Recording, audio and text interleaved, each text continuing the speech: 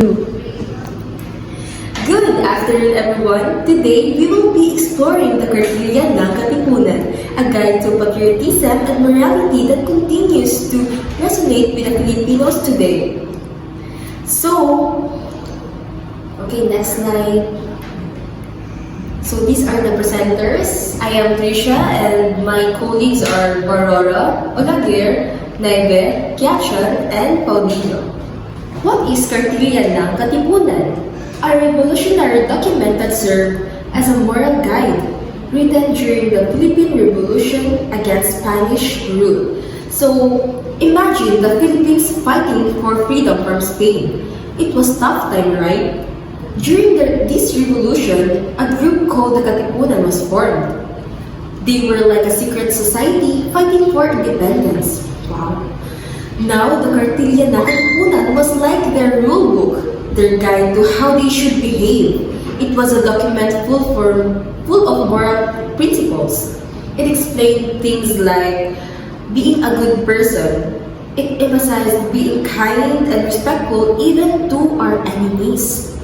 Next is working together. It stressed unity and cooperation among the Katipunan members. Last, fighting for justice.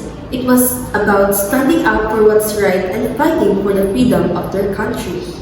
So, Kartilya ng Katipunan wasn't just a list of rules. It was a code of conduct for the Katipunan members.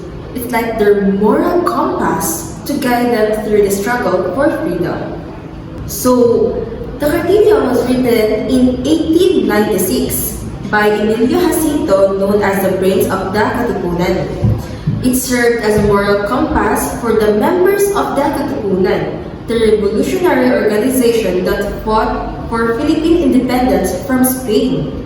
The Kartilya provided a framework for Filipino nationalism and unity during the crucial period. So, the Kartilya emphasizes morality, equality, and justice.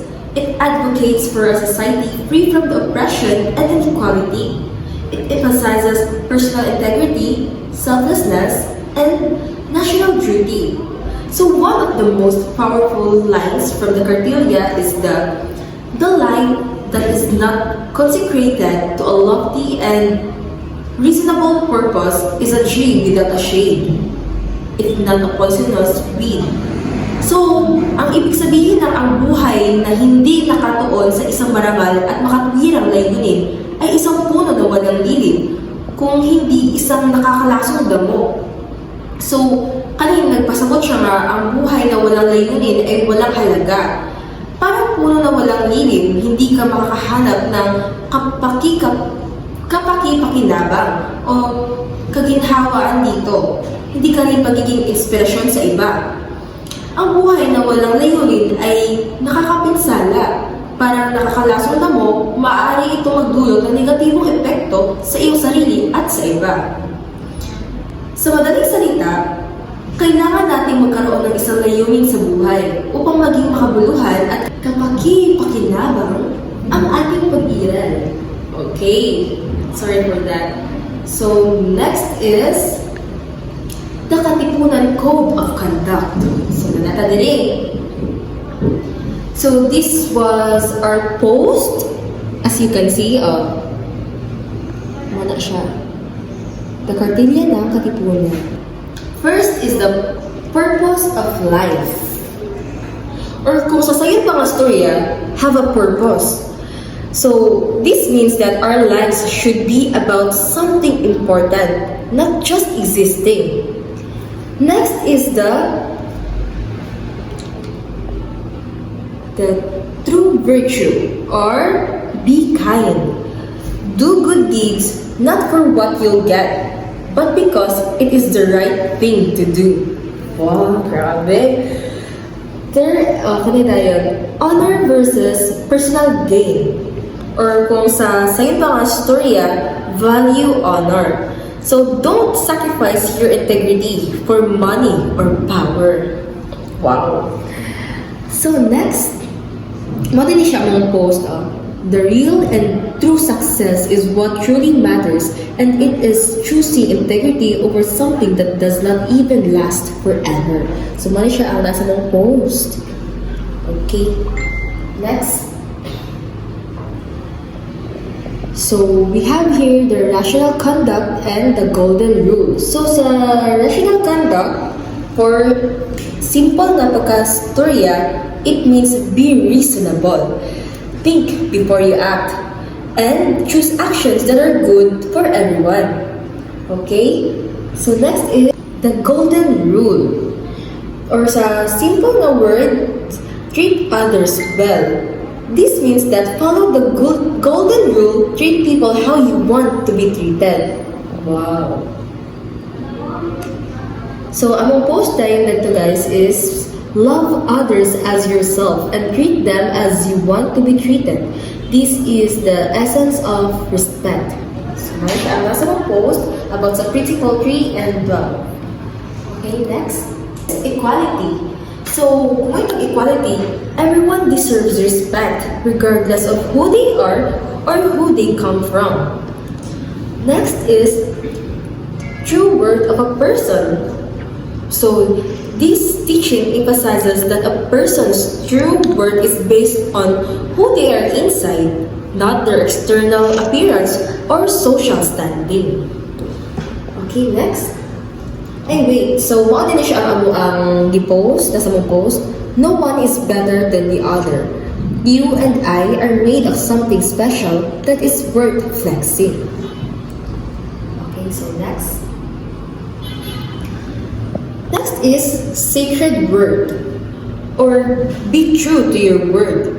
Keep your promises and be honest. Lastly, prudence and confidentiality. So, in simple word, this means be wise. Think carefully about what you say and keep secrets safe. So, sa among post dayon, mean what you say and watch what you share. Keep secrets safe and friends will care. Wow! Grabe kaayo, no? So, mo ni siya ang example si Kizzy Tandingan and iyahang banda nga si TJ. So, I mean it when I say I love you. I mean it when I say you are beautiful. Wow, mo nagiging ni TJ kang Kizzy. Sana all galing yun. Okay? So, next. So, for our next principle, value of time. The teaching here is time is more valuable than wealth. Once lost, it cannot be recovered. So, just like sa among gi-post is, buhay ay hindi karera, but wasting time is no gain. So, dili lang nato ginaano nga kanang take your time lang ta, but use it wisely nga kanang makakuan ka in the future, maka-gain pug ka. And next is defending the oppressed. The teaching is stand up for the oppressed and challenge the oppressors, whether through legal means or direct action. So, in short is, ipaglaban ang naaapi. Muli na siya ang main idea diri nga principle. As for principle 10 and 11, according to our post, amo na siyang giusa, no? A true gentleman is one who is pure thought, word, and deed. And he respects and honors women, recognizing their vital role as the mothers of the race. So, as for principle 11, as a leader, you also need to follow your members or mag-listen po ka sa ilang mga suggestion ng any. So, as for principle 11 naman is respect women. As a kinimurag mo siya gina-integrate sa quote nga, behind every successful man, there's a strong woman, supports, inspires, and believes in his dream. So, as for principle 14, aspiration for liberty, our post indicated there that do something great today that honors the future and lifelong happiness. So as like karon na students na kailangan nga to maningkamot, magsulod og gilay baka ha para gyapon sa tong future as like what our parents say. So para gyapon sa gihimo sa kanang ato mga heroes sa una, no. Nag-sacrifice sila para makamit nato ang freedom nato na feel karon. So, the historical significance. Guide kining sa during sa ilang time, the Kartilya ng Katipunan received moral and ethical guidance to make ensure actions were consistent their goals and independence of justices. Na sila gisulod nga practice nga sakto sa in accordance sa ila para makamit ang independence. Next is Foundation for Nationalism. It fosters unity and strong national identity among Filipinos, encourage them to collectively resist colonial rule. So nakakwantag ka ng identity nga Filipino, ang nationalism during the historical significance of the Kartilya ng Katipunan. Next is the moral compass during upheaval. During times of change, it provided ethical standards to help members navigate their fight for independence and integrity. Isa po din siya sa pinaka-main kanang purpose gid sa Kartilya ng Katipunan na maka-create sila og kanang ethical standards para ma-help sa mga members nga mag-guide nga magkuan na sila sa tamang way para makuha ng independence. So as for contemporary relevance, it endures ethical principles. So again, these core values like honor, integrity, and respect nga naka-indicate sa Kartilya ng Katipunan guide our actions and decision, staying relevant no matter how time passes. Di gid siya mawala na preserve gid siya hantod sa current present Filipino. They help us make ethical choices in both personal and social contexts. Next is inspiration for social justice.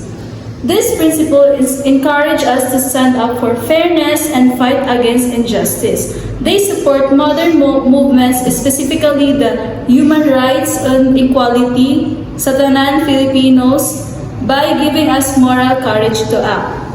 Next is promoting equality and respect. They highlight the importance of treating everyone with dignity. Since our world is diverse, respecting and valuing each person is crucial and fair for the society. Next is moral and civic education.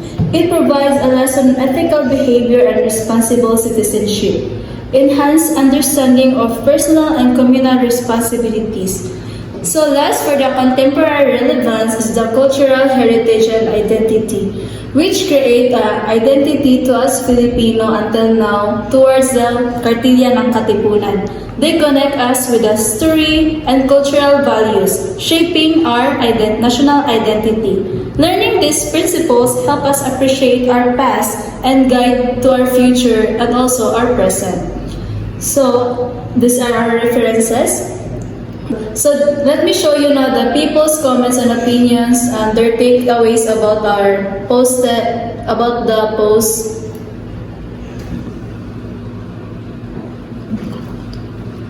So this among all, I have picked this one. It's easy to use phrases like buhay ay di karera and we still have time as excuses to avoid progress. But while life is not a race, those phrases shouldn't become crutches for inaction. We need to find that balance between being kind to ourselves and taking small, consistent steps towards our goals. Maybe we can reframe those phrases as reminders to be gentle with ourselves, but also to make a little progress each day. So these are the takeaways from our peers and friends.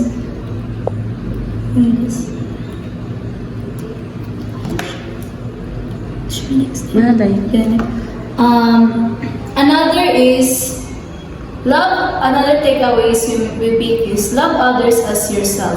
In this principle, give me insight that when we learn to love ourselves, we also need to love others as what we reflect, as also in our daily lives, because love, anything in this world would be in peace. And that's all. Thank you.